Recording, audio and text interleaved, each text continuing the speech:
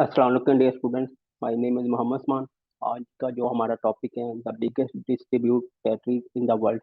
जितने भी कन्फ्लिक्ट्स हैं इंटरनेशनल जो भी चल रहे हैं मुख्तलिफ कंट्रीज के दरमियान में, ये अब भी पीपीएससी आपको पता होना चाहिए।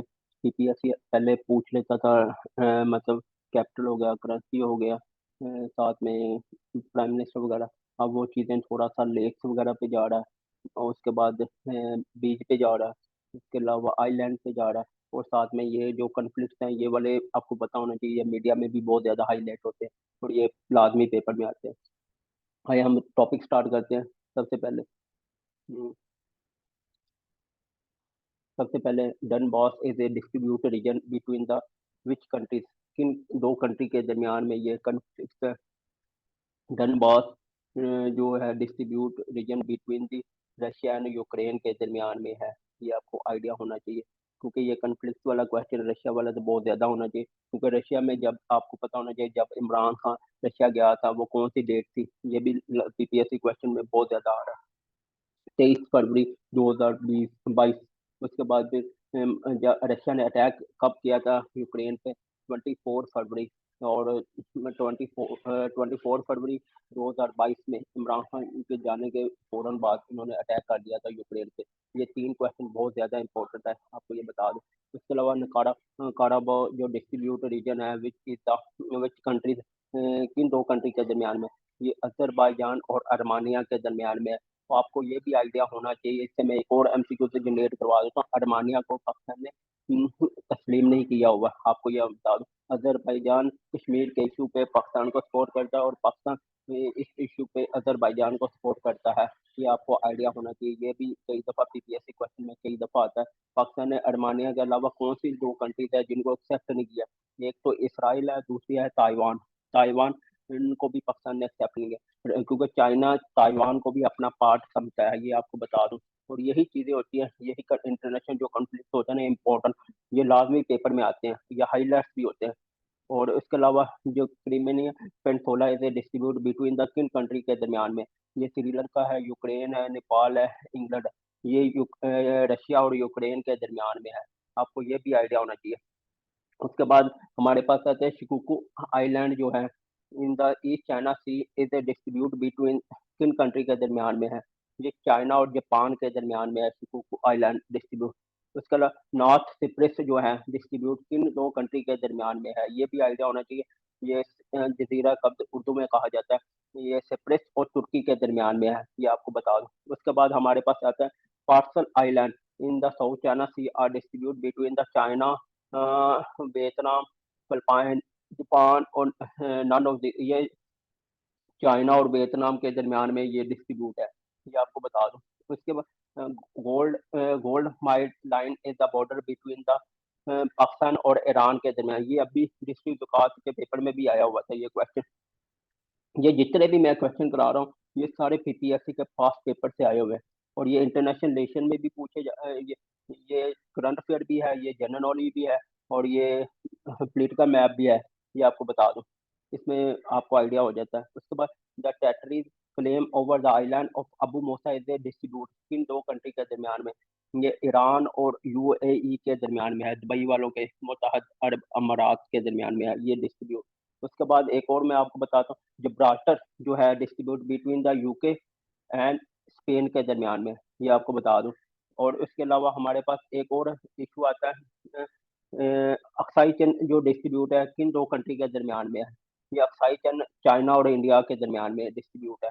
और एक लास्ट वाला क्वेश्चन आता है गोल्डन हाइट जो है ये किन दो कंट्री के डिस्ट्रीब्यूट? ये सीरिया और इसराइल के दरमियान में है। वेस्ट बैंक जो डिस्ट्रीब्यूट है ये जॉर्डन और इसराइल के दरमियान में है। गजा वाला जो है सिनाई पेंसोला, ये इसराइल और मिस्र के दरमियान में। ये 97 ये 67 में इन्होंने कैप्चर किया था, 1967 के वॉर में, ये आपको बता दूं। एक और चीज इससे मैं बनाता हूँ, या ये गोल्डन हाइट से आपको ये बता दूं, जो इसराइल में जो हमास है इसका ताल्लुक किस कंट्री से है? हमास का ताल्लुक फलस्तीन से है। जो एक है हिजबुल्लाह जो तंजीम है, इसका ताल्लुक किस कंट्री से है? लुबनान से है। उसके बाद फिर एक आती है अखवान मुस्लिमीन का ताल्लुक किससे है? ये मिस्र से।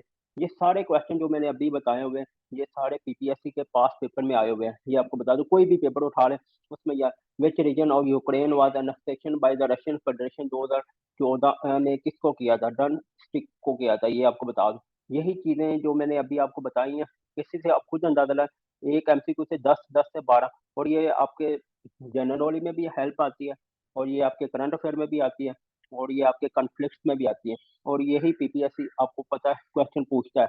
उसके बाद हम चलते हैं, सबसे पहले हम ये देखते हैं एक और चीज़।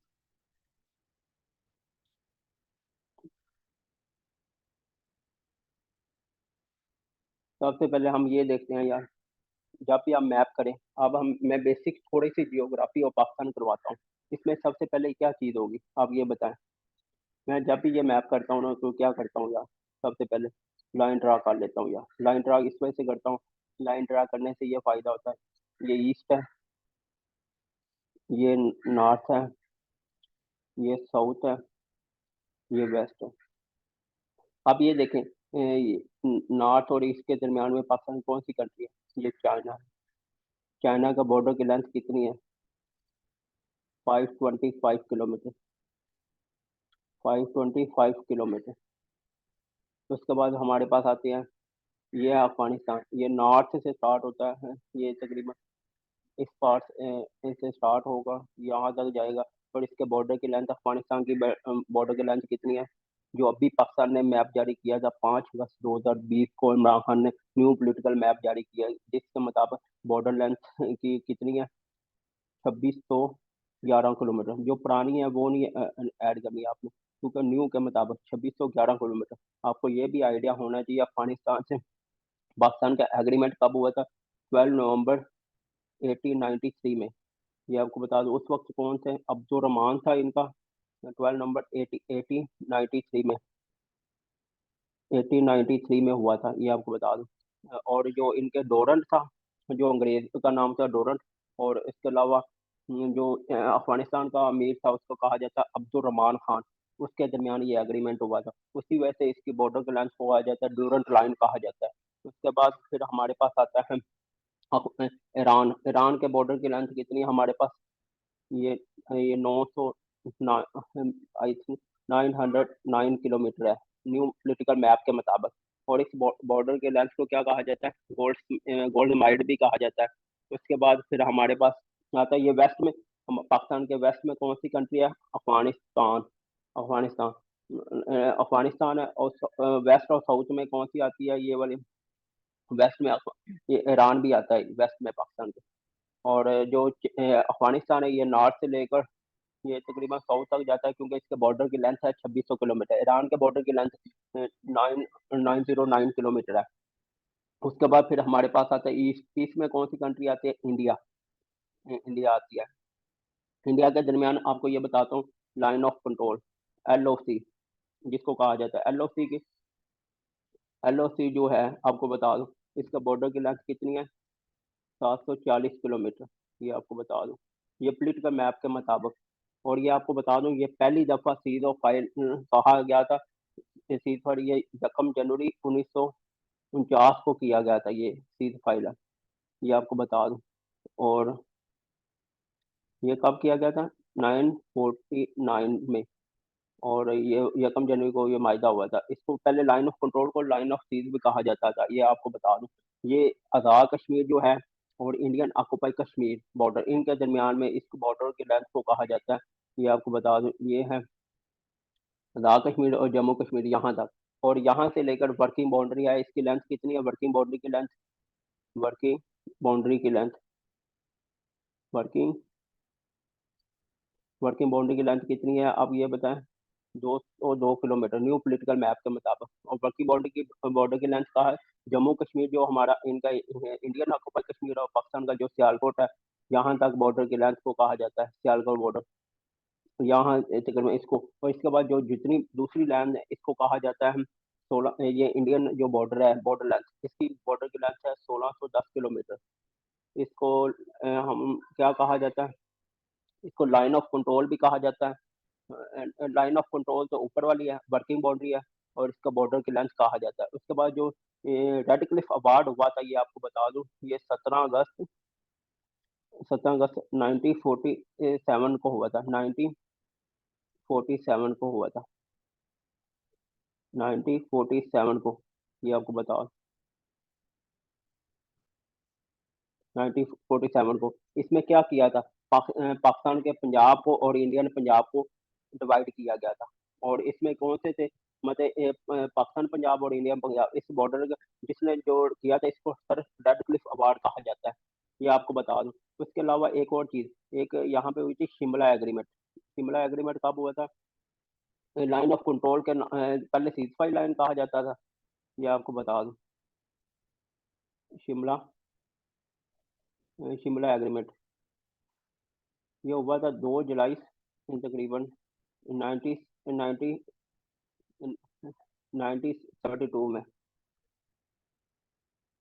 ये कब हुआ था, 2 जुलाई 1972 में। पाकिस्तान की तरफ से कौन से प्राइम मिनिस्टर थे, ये जुल्फ़िकार अली भुट्टो थे। जो इंडिया की तरफ से कौन थे, इंदिरा गांधी थी। और सीज ऑफ लाइन को कहा जाता है, उस वक्त इसका नाम रखा गया था लाइन ऑफ कंट्रोल। उसके अलावा एक और चीज, जब बॉर्डरी एग्रीमेंट हुआ था ना, ये वाले मतलब रेड क्लिफ अवार्ड हुआ था, इसमें पठानकोट होगी, गुरदासपुरा होगा, बटाला और फिरोजपुर की 3 तहसीलें इंडिया को दे दी गई। ये आपको बता दूं, ये आपको देखें, ये कितनी चीजें आपको बता रहा हूँ। इसी तरह चीजें खुद ब खुद जनरेट होती हैं, ये आपको बता दूं। और एक और चीज मैं आपको बताता हूँ, यहाँ पे एक और चीज आती है,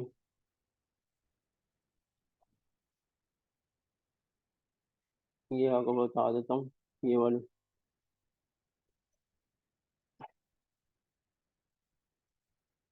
ये देखिए, 1 मिनट है।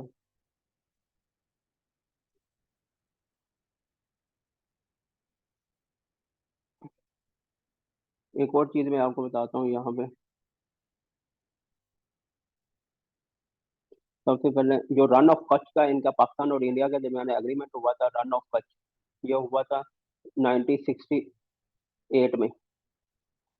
ये रन ऑफ कच्छ कहाँ पे है, ये साउथ ऑफ थरपारकर में है, इस वाले, ये आपको बता दें, ये साउथ ऑफ थरपारकर, यहाँ इस वाले साउथ सिंध में। इसके अलावा इस इस 4 पैरेलल लाइन भी कहा जाता है, उसके अलावा ग्रीन लाइन भी कहा जाता है इंडिया बॉर्डर को। ये एग्रीमेंट हुआ था। इसके अलावा टोटल करीक कितनी है पाकिस्तान में, ये टोटल करीक ये है 15।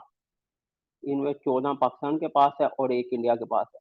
और 14 पाकिस्तान के पास है, 14, और एक हमारे पास किसके पास है, इंडिया के पास। उसके बाद फिर हमारे पास एक और चीज आती है, जो क्रीक है, इसके बॉर्डर की लेंथ कितनी है, 60 माइल, ये आपको बता दें, 96 किलोमीटर है, ये आपको बता दूं। और एक और चीज, ये देखे मैंने अभी आपको चाइना के बारे में बताया, अफगानिस्तान के बारे में बताया, इंडिया के बारे में बताया, और पाकिस्तान के जियोग्राफिकल लोकेशन के बारे में बताया। एरिया वाइज जो है, बलूचिस्तान सबसे ज्यादा आबादी वाला एरिया वाइज जो है, वो बलूचिस्तान की एरिया ज्यादा है। और पॉपुलेशन वाइज पाकिस्तान पंजाब का। और सेकंड नंबर पे सिंध है पॉपुलेशन, थर्ड नंबर पे बलूचिस्तान केपी है, फोर्थ नंबर पे बलूचिस्तान।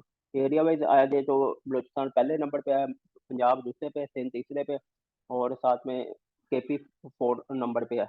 उसके अलावा जीपी का एरिया जो है पाकिस्तान के पास, ये 74,000 किलोमीटर है। और जो आज़ाद कश्मीर का एरिया है, ये 13,200 तकरीबन 71 किलोमीटर है, 13,000 समथिंग किलोमीटर।